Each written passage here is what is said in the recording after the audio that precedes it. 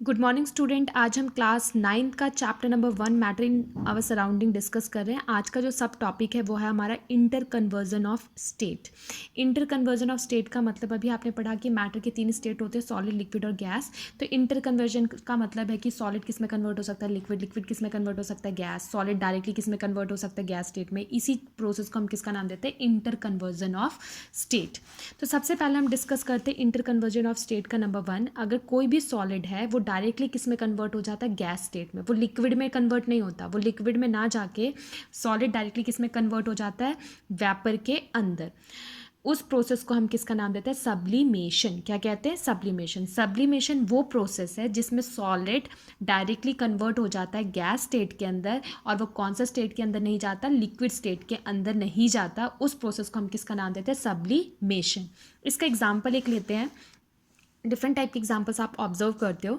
First ammonium chloride, second camphor, third is naphthalene ball. आपने कपूर की गोलियां देखी होंगी। कपूर की गोली को आप ऐसे ही रख देते हो या नैप्थलीन बॉल्स लेके आते हो। नैप्थलीन बॉल्स आपने देखा ना, कपूर टाइप की गोलियां मिलती है गोल सी।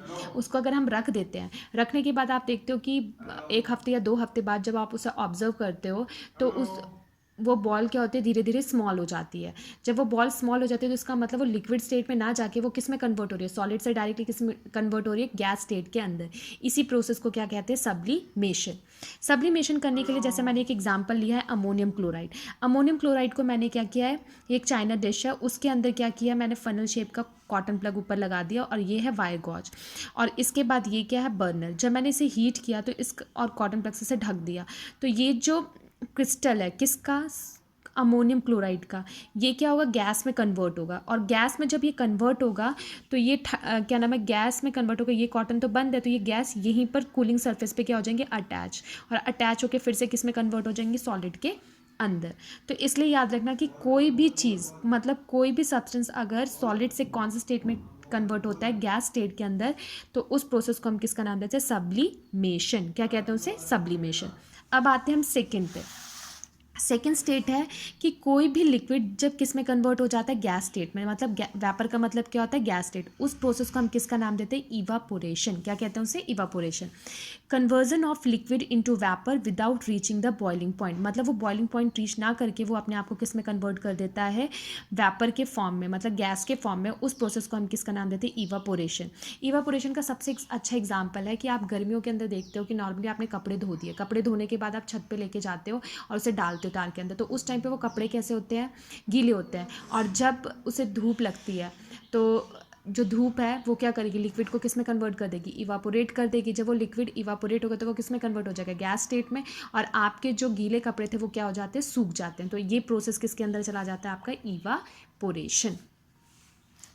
थर्ड स्टेट आता है हमारा लिक्विड इनटू सॉलिड। अगर कोई भी लिक्विड डायरेक्ट, लिक्विड जो है वो किस में आप कन्वर्ट हो जाएगा, सॉलिड में। जैसे हमने पढ़ा था कि सॉलिड किस में कन्वर्ट हो जाता है डायरेक्टली, किस में, गैस में। उसको हमने क्या कहा था, सब्लिमेशन। अब लिक्विड किस में कन्वर्ट हो रहा है, सॉलिड के अंदर। तो सबसे इसका एक और नाम दे सकते हो आप, लिक्विड सॉलिड के अंदर कन्वर्ट हो रहा है तो सॉलिडिफिकेशन या फ्रीजिंग बोल सकते हो। एग्जाम्पल के लिए आपने क्या लिया, आइस ट्रे लिया, उसमें पानी डाला, तो उस टाइम पे वो पानी कौन से स्टेट में, लिक्विड में। और जब आपने फ्रीज़र में उसे डाल दिया तो वो किस में कन्वर्ट हो गया, आइस के अंदर। तो वो लिक्विड किस में कन्वर्ट हो गया, आइस के अंदर, सॉलिड फॉर्म में। तो उस प्रोसेस को आपने किसका नाम दे दिया, सॉलिडिफिकेशन। क्या कहा उसे, सॉलिडिफिकेशन या फ्रीजिंग।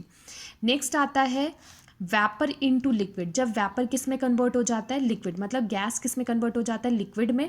तो उस प्रोसेस को क्या कहा जाता है, कंडेंसेशन। क्या कहते हैं, कंडेंसेशन। एग्जाम्पल के लिए मैं बताती हूँ। आपकी मम्मी ने क्या किया, एक पतीला लिया, उसमें पानी डाला और उसे उबलने के लिए रख दिया, और उसके ऊपर एक प्लेट ढक दी। प्लेट ढकने के बाद वो उबल गया अच्छी तरीके से। जब पानी अच्छी तरीके से उबल गया तो आपने प्लेट नहीं हटाई, गैस को बंद कर दिया। जब आपने गैस को बंद कर दिया तो जब वो ठंडा हुआ तो आप जब वो प्लेट हटाते हो तो इसका मतलब उसके ऊपर एक छोटे छोटे क्या होते हैं, वाटर ड्रॉपलेट्स नज़र आते हैं। तो इसका मतलब गैस से वो किस में कन्वर्ट हो गया, लिक्विड ड्रॉपलेट्स के अंदर। उसी प्रोसेस को क्या कहा जाता है, कंडेंसेशन। क्या कहते हैं उसे, कंडेंसेशन। तो इस टॉपिक में आज हमने डिस्कस किया इंटर कन्वर्जन ऑफ स्टेट में। सबसे पहले सब्लिमेशन। सब्लिमेशन का मतलब सॉलिड से डायरेक्टली किस में कन्वर्ट होना, गैस में। उसके बाद आपने पढ़ा इवापोरेशन, जिसमें लिक्विड किस में कन्वर्ट हो जाता है, गैस के अंदर। फिर उसके बाद आपने सॉलिडिफिकेशन पढ़ा, जिस जिसके अंदर क्या था, लिक्विड किस में कन्वर्ट हो जाता है, सॉलिड के अंदर, और फिर पढ़ा कि गैस जो है वो किस में कन्वर्ट हो जाता है, लिक्विड के अंदर। उस प्रोसेस को क्या कहा आपने, कंडेंसेशन। तो होप करती हूँ आपको एग्जाम्पल के तौर पे जो मैंने समझाया वो समझ में आ गया होगा। Thank you for watching this video.